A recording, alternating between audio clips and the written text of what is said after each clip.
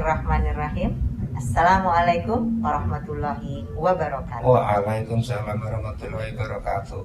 Sahabat keluarga, sayang keluarga dimanapun, saling menjaga. Kita bertemu kembali dengan podcast Saga yang kali ini walaupun masih di tengah-tengah pandemi, namun kita akan berbincang-bincang hal-hal yang mengandung makna yang saya kira masih relevan sampai saat ini, yakni nilai-nilai budaya luhur dari Jawa. Kita hadirkan seorang praktisi seni Jawa, seorang Pranoto Coro, seorang dalang nganten, seorang MC pengantin Jawa, Bapak Darwoto. Assalamualaikum. Waalaikumsalam, Pak Ibu. Darwoto. Alhamdulillah nih Pak Darwoto hadir di tengah-tengah kita nih, para sahabat keluarga. Kita bincang-bincang berkaitan dengan nilai-nilai luhur budaya Jawa yang tentu saja nilai luhur itu sejak zaman dahulu hingga saat ini kalau kita lihat relevansinya itu tetap ada dan lekat dalam kehidupan sehari-hari. Nah, sahabat keluarga tentu penasaran kan dengan sosok Pak Darwoto. Untuk berkenalan lebih jauh, mari kita saksikan video berikut ini.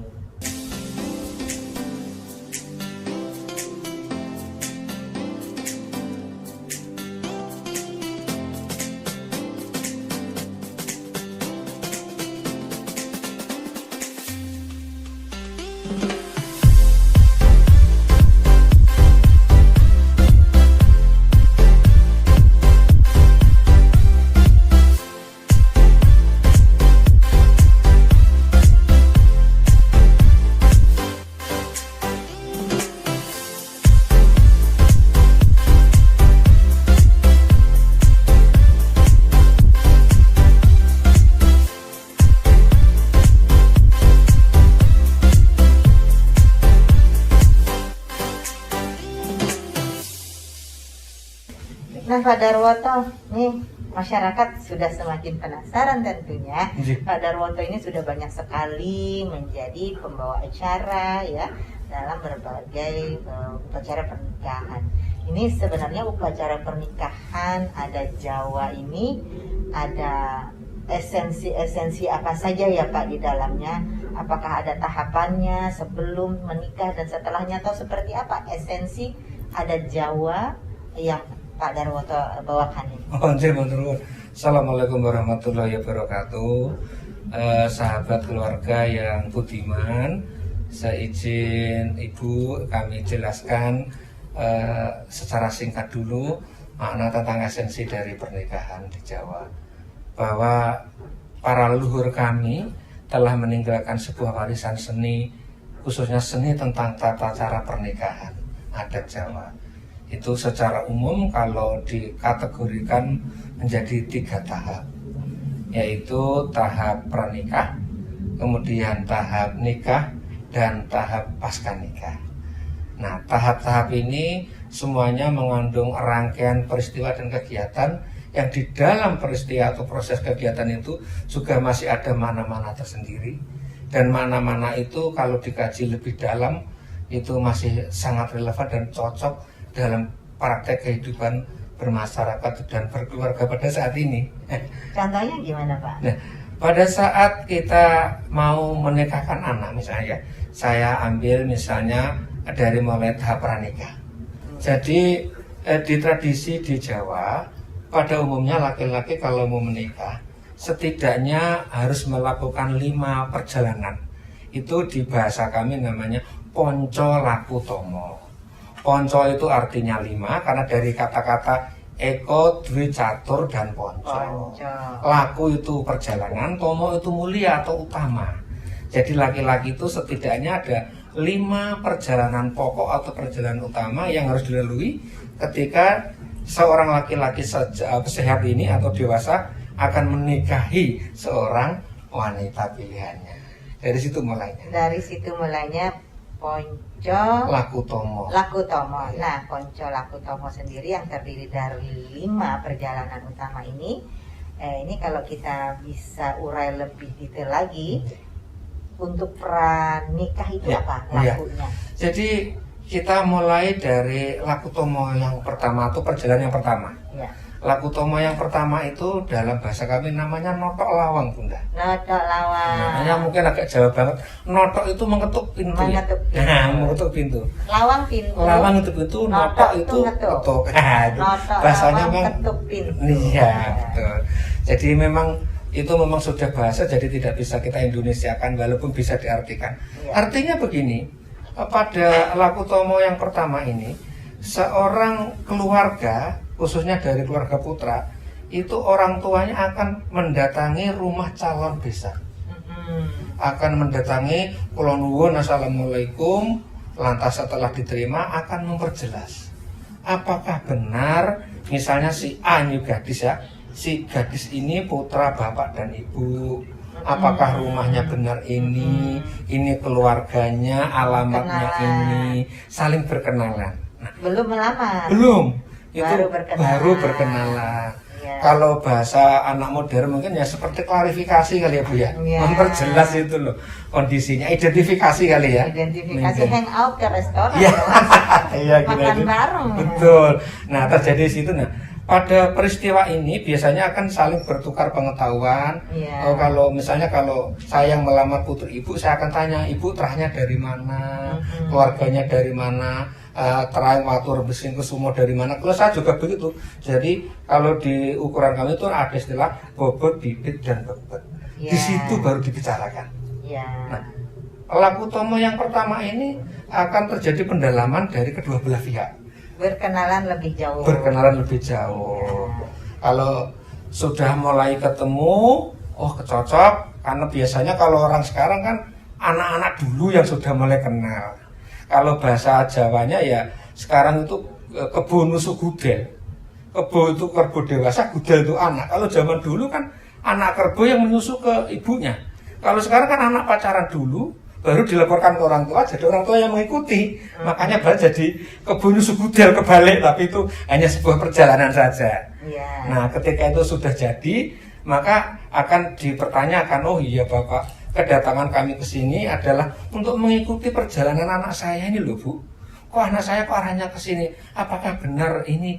Nah kalau sudah benar, kami bermaksud pada saat yang akan datang nanti, barangkali kita bisa mempertemukan anak kita dan kita akan menjadi berbesana. Kurang lebih seperti itu. Ya. Ketika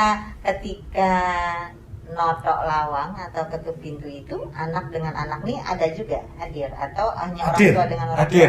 Hadir semua ya. Anak dan anak dengan keluarga masing-masing. Keluarga masing-masing. Jadi berkenalan. Karena justru memang supaya nanti kan begini Bu. Misalnya Sadarwoto kan namanya.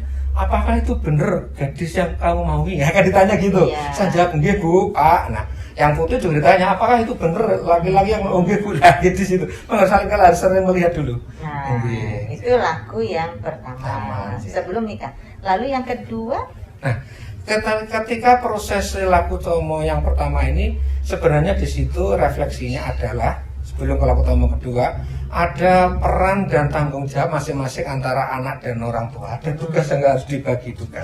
Seperti saat ini. Nah, laku tomo yang kedua setelah itu beberapa hari atau beberapa bulan setelah kesepakatan itu mereka akan mengadakan namanya paning setan.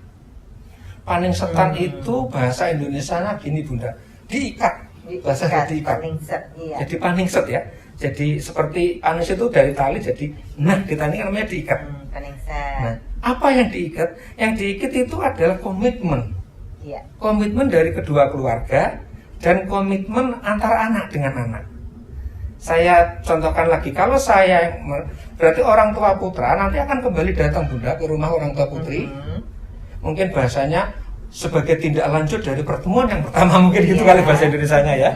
Jadi jenjen apa kejabut dulu artinya inilah beratnya jadi orang tua untuk menuruti kemauan anak saya. Saya datang kembali kemari, tugas kami karena anak kita sudah saling setuju, maka saya akan mengikat putri, bapak dan ibu. Itu jadi ya ada pirantinya, ada propertinya. Iya, betul. Jadi gini Bunda, ketika mau mengikat itu kan yang mengikat itu justru ibunda. Iya. Jadi Makanya ini hampir sama, mungkin bukan tidak hampir, mungkin relatif sama dengan siapa ya Nabi orang yang seharusnya saya hormati. Jawabannya kan Rasul kan ibumu. Lantas siapa ya Nabi? Ibumu, betul kan Bunda? Lantas siapa Nabi? Ibumu. Iya. Baru siapa? Bapakmu. Tiga lawan satu. Iya. Artinya seorang anak itu bagaimanapun agak merinding saya, tetap ibu is number one untuk mengantarkan sampai detik ini. Iya. Jadi peran ibu bukan, tapi sampai detik itu pun ibu tetap. Nah, ketika mengikat ini, seorang ibu dari calon pengantin putra akan menandai dengan menyerahkan kalau umumnya ini 2 pisang raja, 2 sisir. 2 sisir pisang raja kepada keluarga putri, katakanlah dalam 1 dulang nampan gitu ya. Ada 2 sisir pisang raja, kemudian ada ikatan sirih dengan benang putih. Itu jumlahnya 2 minimal. Kemudian ada buah pinang yang sudah matang. Kemudian juga ada beberapa kembang setaman untuk mengindahkan, dan ada beberapa uang receh. Ini mananya luar biasa. Kenapa pakai uang raja Bunda, pakai pisang raja? Karena menjadi pengantin itu ibarat menjadi raja. Menjadi raja dan ratu. Menjadi raja dan ratu. Makanya harus beda. Kemudian sirih itu menggambarkan bahwa sirih itu walaupun beda wujud muka dan permukaannya, diikat benang putih, beda laki-laki dan perempuan, diikat dengan pernikahan benang putih, maka dia akan menjadi satu. Manunggal cipta rasa dan karya, kehendak karsa dan kasanya kedua anak ini. Masya Allah. Itu anaknya. Kemudian buah pinang ini dalam konotasi budaya Jawa memang buah yang banyak memiliki makna, ada yang untuk jamu, untuk macam-macam ya. Nah, makanya kalau bahasa Melayu konon referensi yang pernah saya pelajari, akhirnya peristiwa ini di bahasa Melayu disebut dipinang atau meminang. Artinya menukar anak perempuan tadi sementara dengan buah yang dibawa tadi. Dengan adanya buah pinang maka banyak disebut, oh meminang itu, meminang ini, gitu namanya. Itu dalam konteks yang lebih luas bahasa Melayunya. Nah, kemudian uang receh karena uang itu melambangkan modal kehidupan. Jadi anaknya itu seperti kayak ditebus tuh Bunda, ditebus pihak putra sementara ini. Nah, kemudian yang tidak boleh dilupakan Bunda pada saat paning setan itu ditandai dengan memasangkan cincin. Ini namanya lambang kalpiko kalau bahasa pengantin. Ini jujur juga berdasarkan referensi yang saya pelajari, ini bukan milik orang Indonesia sebenarnya katanya, Allah alam kok benar, tapi referensi beberapa yang saya pelajari ini warisan internasional. Dan cincin itu kan tidak ada ujung pangkalnya, sehingga kasih sayang suami istri nanti itu nggak ada batasnya, terus menerus melingkar. Tiada akhir. Jadi yang memasangkan juga harus ibunya. Jadi ibu dipasangkan di jari manis putri sebelah kiri, boleh sebelah kanan. Oh gitu. Jadi kalau ibunya laki-laki. Ibunya laki-laki. Oh gitu. Memasangkan jari cincin itu di jari manis sebelah kiri pengantin, calon pengantin. Putri. Kemudian dari pihak putra, dari pihak putri, ibu putri memasangkan di jari manis sebelah kiri calon pengantin putra. Ini namanya paning setan. Boleh juga nanti paning setan itu memasang cincinnya dilakukan pada saat lamaran, boleh sih. Tapi umumnya kalau mau pakem ya di situ. Ini kan urut-urutan yang pakem ya. Urutan pakem sih. Habis kenalan paning setan. Nah, ketika proses paning setan ini Bunda, sudah ada pembagian tanggung jawab dan peran dari kedua keluarga. Jadi kalau misalnya maaf putri ibu sudah saya pinang, maka si putri juga tidak boleh pergi sembarang tempat tanpa seizin calon itu. Begitu pula yang laki-laki. Jadi sudah secara tidak langsung sudah ada ikatan tanggung jawab antara calon pengantin berdua dan termasuk orang tua sudah mulai ikut mengawasi. Kamu pergi kemana nak? Kok enggak kamu? Nah ya ada kali ini. Namanya kan sudah diikat. Nah, jadi separuh dari perjalanan hidup sudah digabungkan dengan calon pasangannya, kurang lebih demikian. Itu tahap kedua. Setelah paningset. Nah, setelah tahap paningset Bunda mohon izin biasanya akan dilanjutkan dengan acara lamaran atau gebyok dino. Oh, jadi paningset itu belum lamaran. Terus ya, sekarang nggak sabar mau dilamar. Jadi dipinang sama dilamar beda nih. Tadi kan bawa pinang tuh dipinang. Sekarang lamaran gimana nih?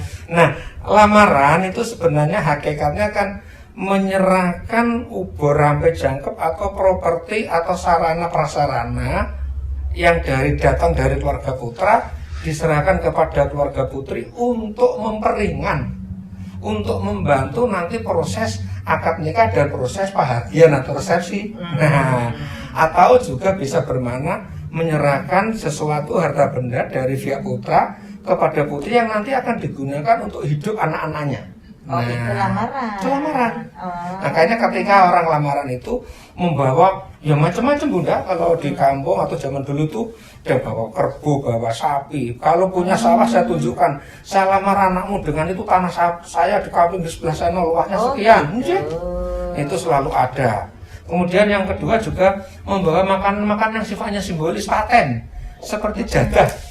Jadah itu kan bahasa Indonesianya mungkin jadah juga ya. Uli kalau orang Jakarta Uli Jakarta ya. Yang ditumbuk itu kan jadi lengket. Iya. Itu melambangkan supaya selalu melekat kasih sayang antara lengket. Iya. Kemudian kayak perangkok. Yes, itu anaknya. Nah, itu yang paling pokok. Kemudian nanti di samping itu ketika itu dalam melamar kan juga ada tata caranya. Ya. Ada urut-urutannya yang harus diperagakan. Apa itu urutannya? Nah, mulai pertama rombongan datang, kemudian menyampaikan duta keluarga itu sebagai utusan, menyampaikan maksudnya, kemudian dibalas dijawab dari utusan keluarga putri. Kemudian setelah di sana kemudian nah tadi yang ketika lambang Kalpiko pada saat seandainya pangisetan belum ada di situ boleh dipasangkan. Tapi kalau ada fleksibilitasnya juga ya. Ya. Kalau seandainya pangisetan sudah dipasang, maka di situ hanya diumumkan, ini loh anak-anak kita sudah kita ikat oleh keluarga. Tinggal ditunjukkan. Jadi kayak declare ya Bunda ya. Kayak dideklarkan supaya warga yang lain, apakah anak muda, pemuda, apakah pemudi yang lain itu wah aku nggak berani mendekati dia, nggak enak. Oh ternyata dia sudah dilamar dari seseorang ini. Itu kurang lebih mananya. Nah setelah itu yang paling pokok di acara lamaran itu namanya gecok dino, itu menentukan hari pernikahan Bunda.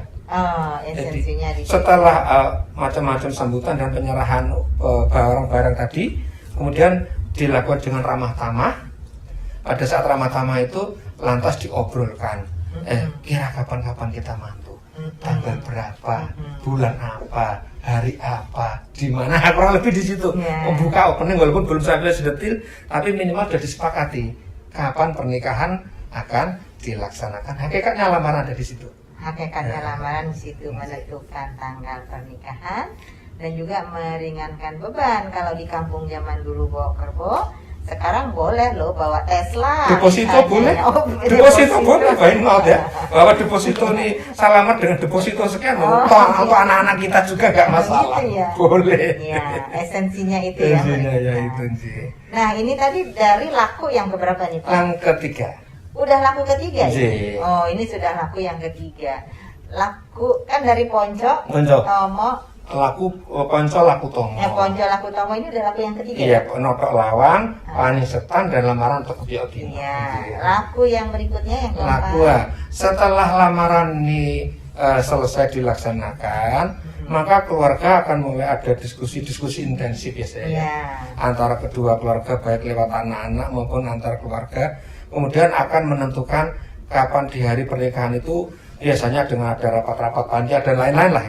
Kalau bahasa Jawa dulu namanya paroko ingkang hana wong krido. Jadi penyusunan petugas dan pembagian tugas kepanitiaan. Itu secara esensi walaupun tidak tertulis sebagai perjalanan Ponco laku Tomo, tapi itu hakikatnya melekat, karena itu merupakan bagian yang tidak bisa terpisahkan dari perjalanan itu. Nah, yang keempat itu sebelum laku Tomo yang keempat itu setelah disepakati hari pernikahan Bunda, misalnya katakanlah ini hari Senin misalnya, maka sebelum hari Senin itu ada peristiwa di mana kesepakatan antara kedua keluarga, khususnya di pihak putri umumnya itu akan mengadakan acara siraman. Betul. Kemudian setelah siraman biasanya malamnya ada malam midodareni. Nah, ini dua pokok ini walaupun pelengkap dari Ponco Tomo yang keempat, tapi ini juga penting dan ini juga sesuatu yang agak perlu pemikiran dan ekstra energi untuk dijalankan dengan baik.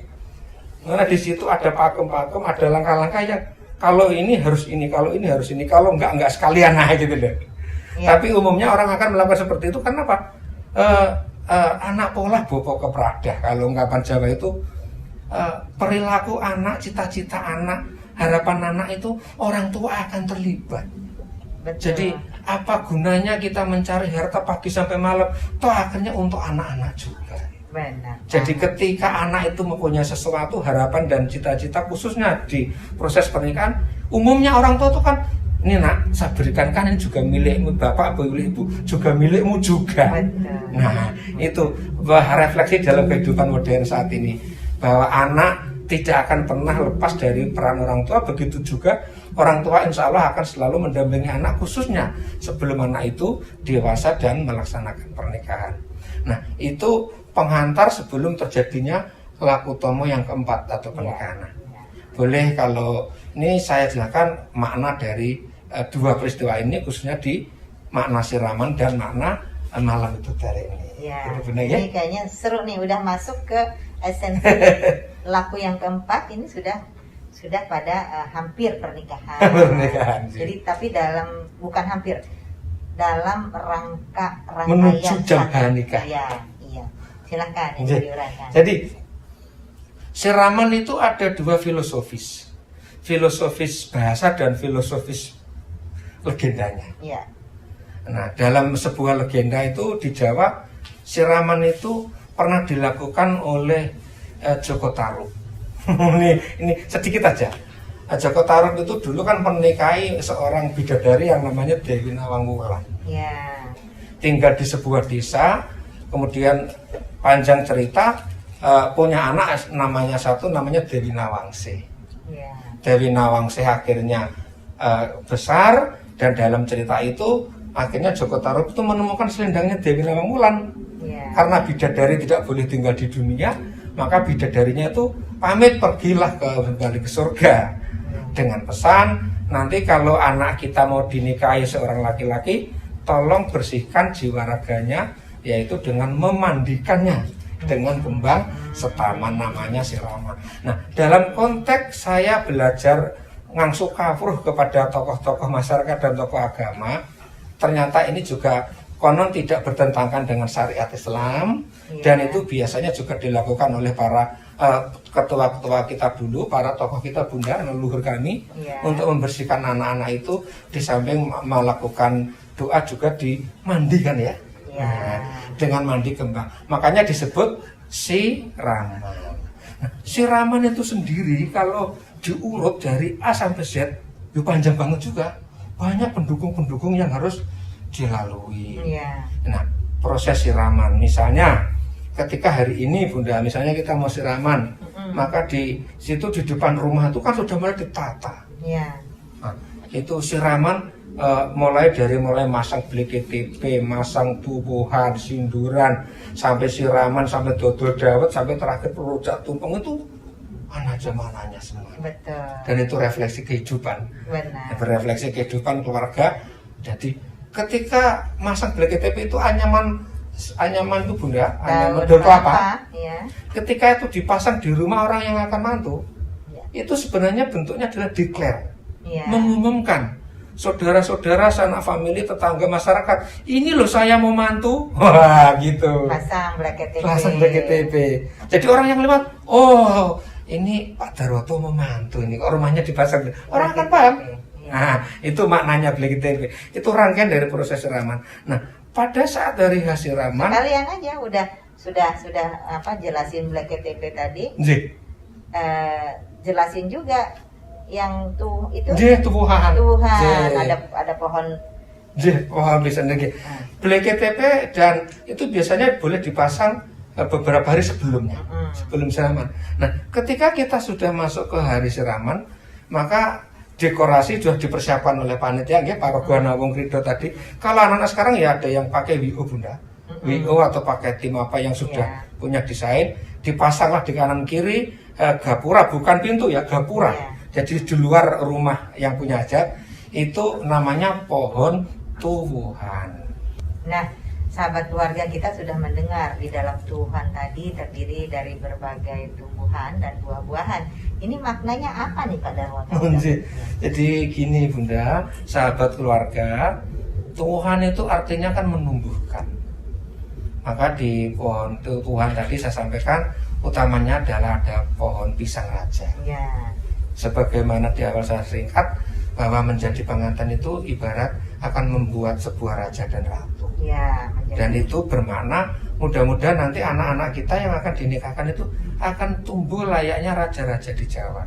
Ya. Ilmu pengetahuannya bagus, ibadahnya bagus, insya Allah hartanya juga bagus. Perilakunya bagus untuk contoh tauladan keluarga dan sanak famili. Itu makna dari pisang raja. Kemudian juga ada pohon tebu. Pohon tebu itu akronim ya kalau bahasa modern namanya anteping kalbu. Anteping kalbu itu. Antep itu kekuatan, bobot, kalbu itu sanubari.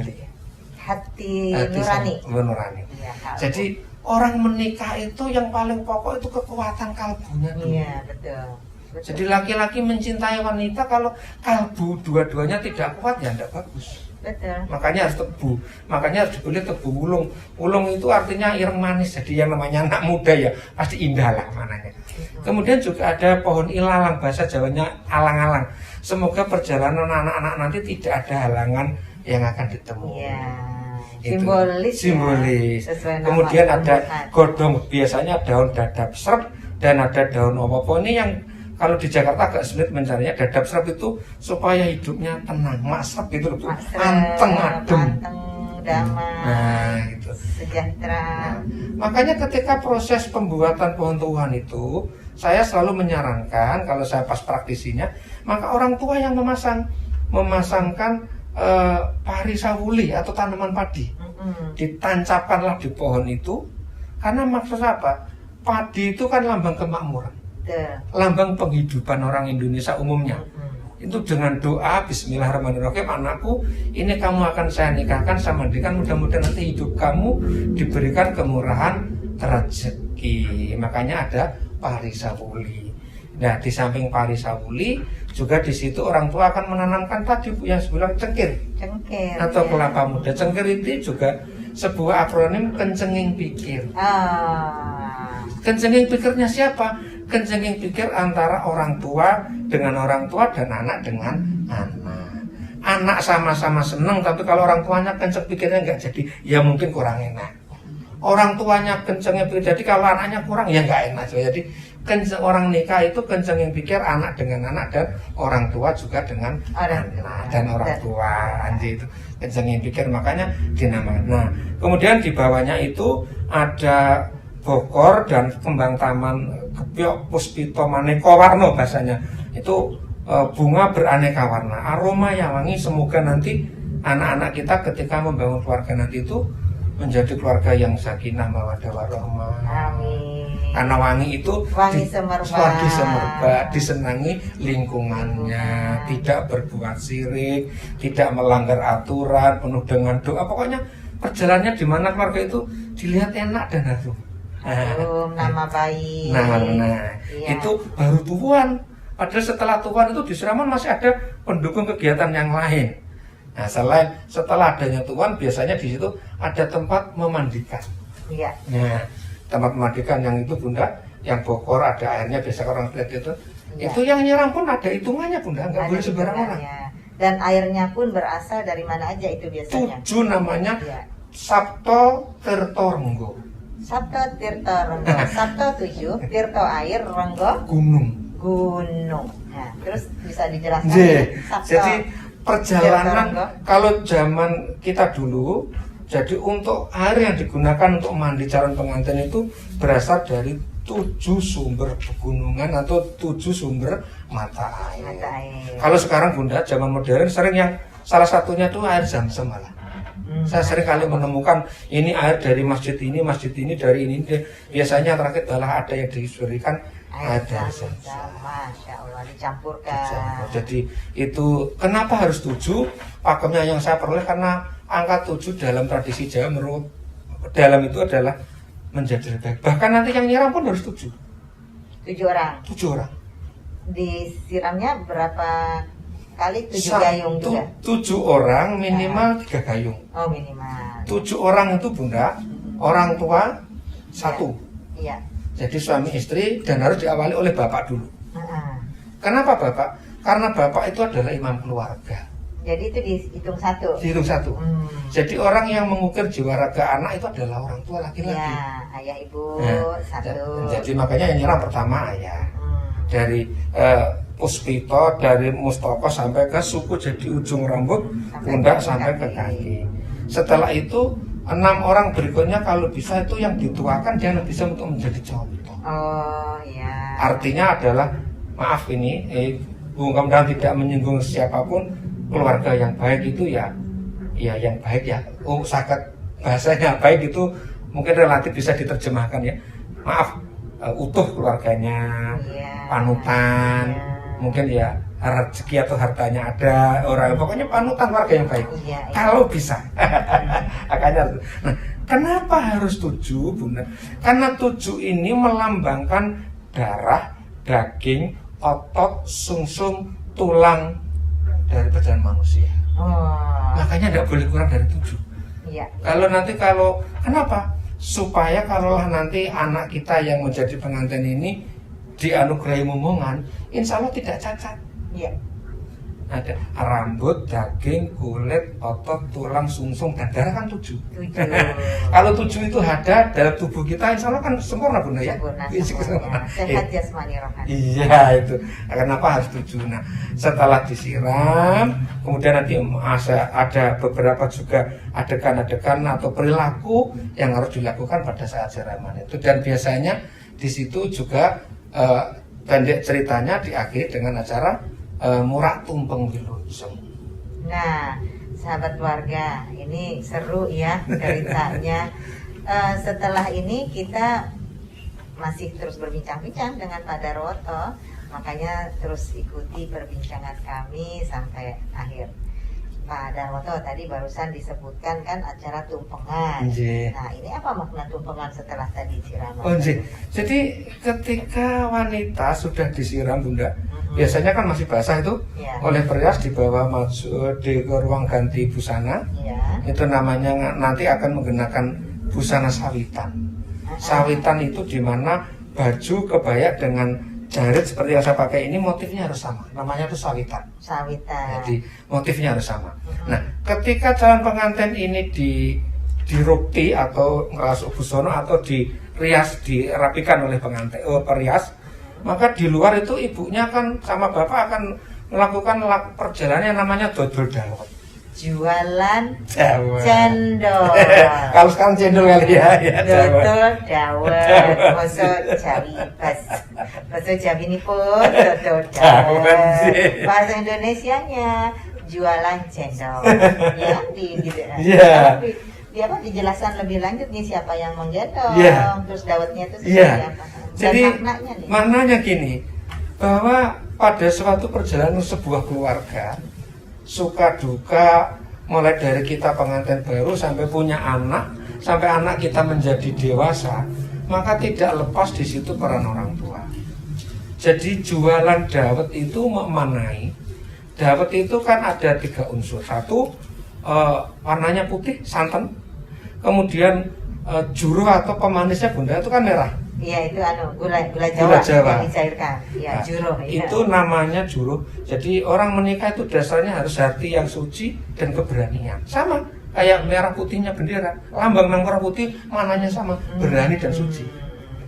Di dalam dawet itu juga ada serintil. Serintil itu kalau bahasa Jawa isinya itu Bunda dari beras atau dari beras ketan. Iya, itu yang kecil-kecil itu. Cendolnya itu ya. Serintil. Itu sebenarnya kalau bahasa Jawa namanya serintil. Itu dari kata sumrintil. Selalu bersama-sama. Ngintel. Maaf, kalau di situ ada Pak Darwoto, di situ ada Bu Darwoto. Kalau di situ mohon izin ada Bunda Tuti, di situ ada Bapak. Suami istri. Nanti anak kita juga begitu. Terus oh, itu. Rukunnya suami istri. Dan rukunnya kepada anak kita. Nah, makanya ketika jualan dawet Bunda dan sahabat keluarga, makanya ibu yang menggendong, kalau orang dulu namanya tuh, kalau di sini apa ya, bakul ya? Bakul. Kalau bahasa Indonesianya bakul. Kalau ceting, kalau orang Jawa itu ceting, itu digendong pakai selendang. Selendang pun warnanya harus kombinasi warna merah dan putih. Karena warna putih itu sindur.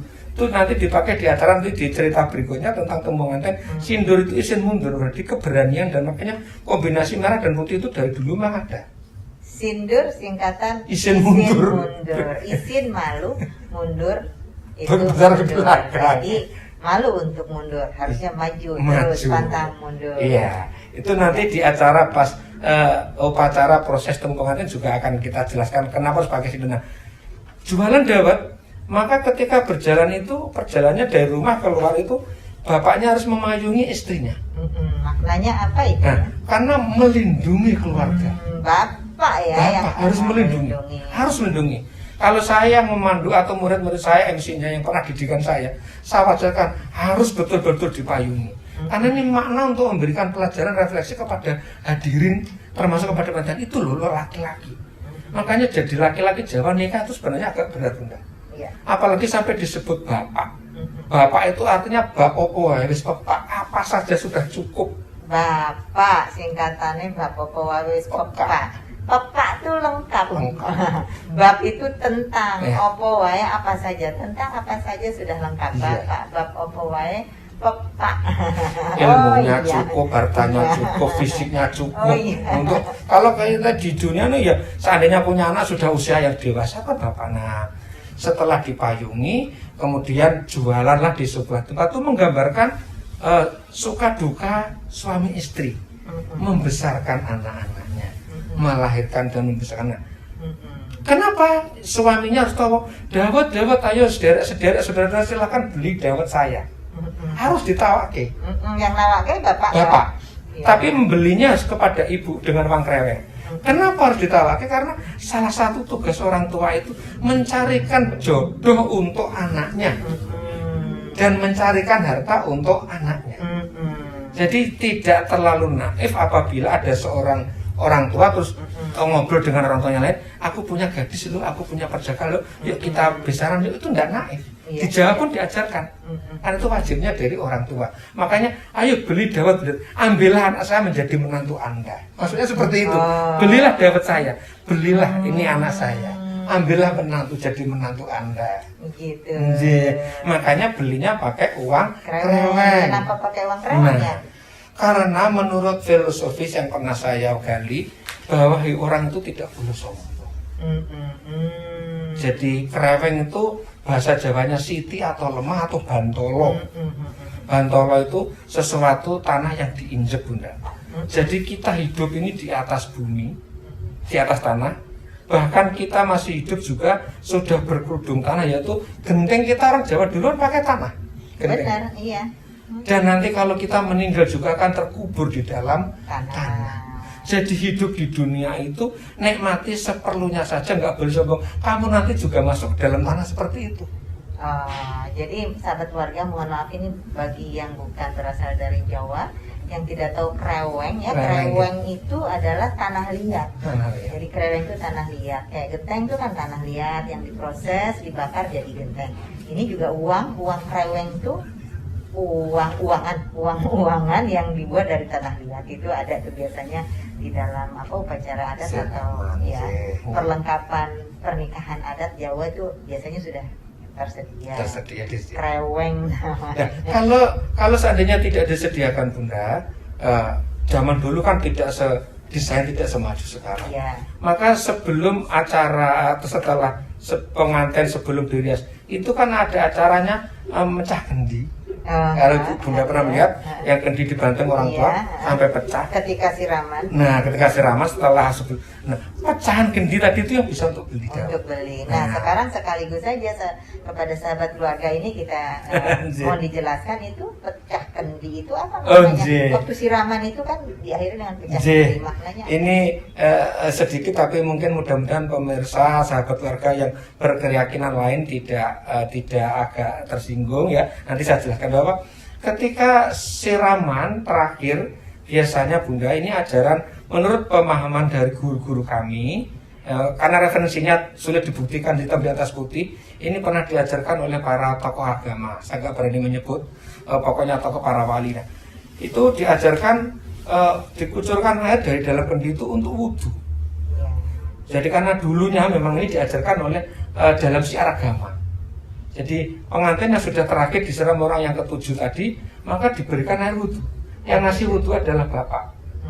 Nah, sampai air itu habis. Kenapa harus pakai air wudhu? Karena supaya tidak boleh meninggalkan sholat.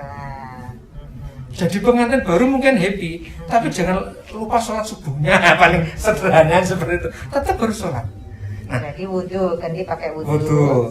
Nah, kemudian Bunda mohon izin saya modifikasi jujur aja sebagai saudara-saudara kami yang punya kepercayaan lain ya, agamanya lain, biasanya saya sarankan untuk dituangkan ke dalam tubuh dan membasuh muka saja.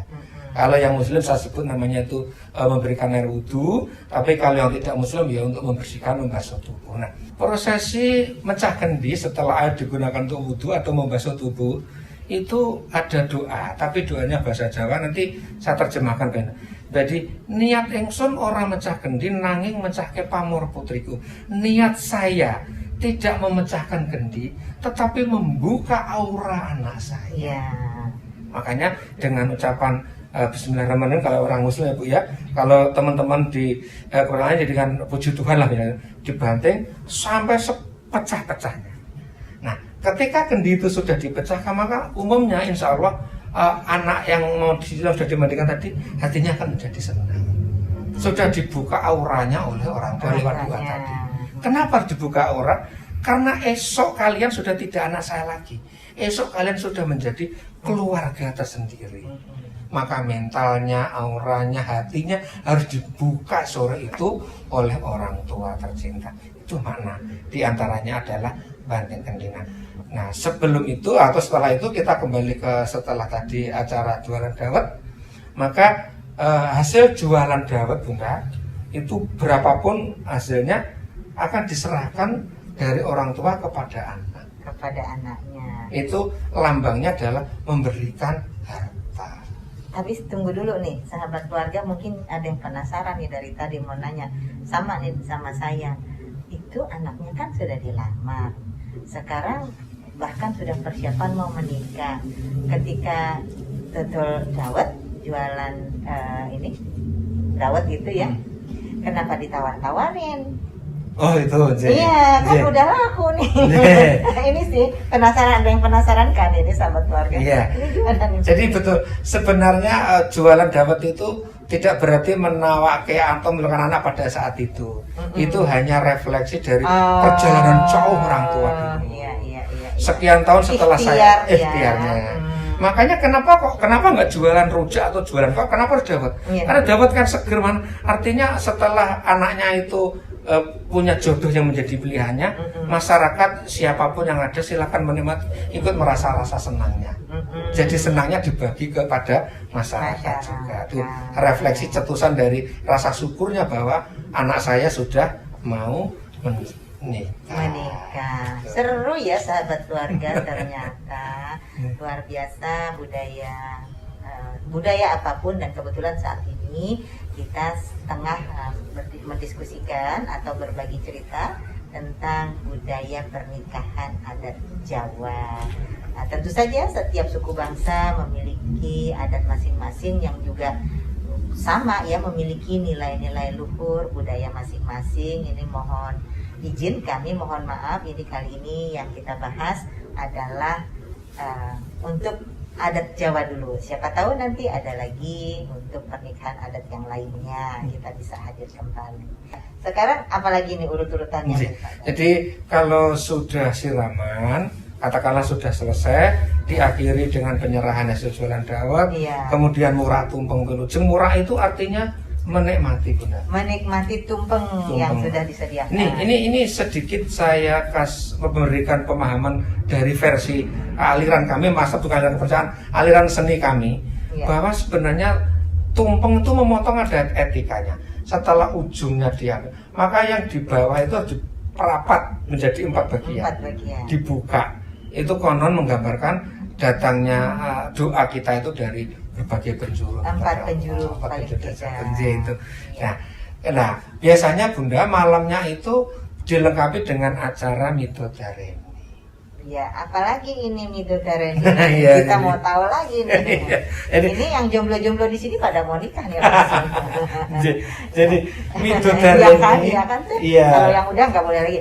Ini yang yang masih jomblo nih. Gimana Pak? Jadi runtutnya, nah kenapa dinamakan malam Midodareni? Kan tadi di siraman saya ceritakan ada makna bahwa itu pesan dari Joko Tarub kepada Dewi Nawangwulan, seorang bidadari.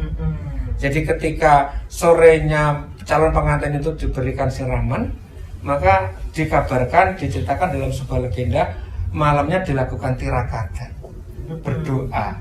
Nah, malam tirakatan dan berdoa itu dinamakan malam Midodareni. Kenapa? Karena kalau yang laki-laki akan menjadi lebih tampan, oh itu tuh calon pengantinnya, semuanya orang kesengsem, mana sih calon pengantinnya, kan begitu. Iya. Tapi kalau yang perempuan, oh itu cantik sekali. Namanya siapa sih yang nggak kenal identik dengan bidadari ya?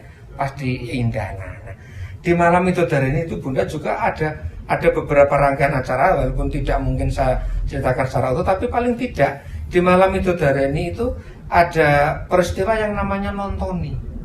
Nontonin calon pengantin. Nah, jadi malam Midodareni itu diawali dengan rombongan putra datang, diterima di rombongan putri, ada sambutan penyerahan, sambutan penerimaan, kemudian setelah itu ada acara pemberian doa dari calon mertua, itu namanya kalau bahasa Indonesianya agak sulit, tapi intinya memberikan nasihat ya.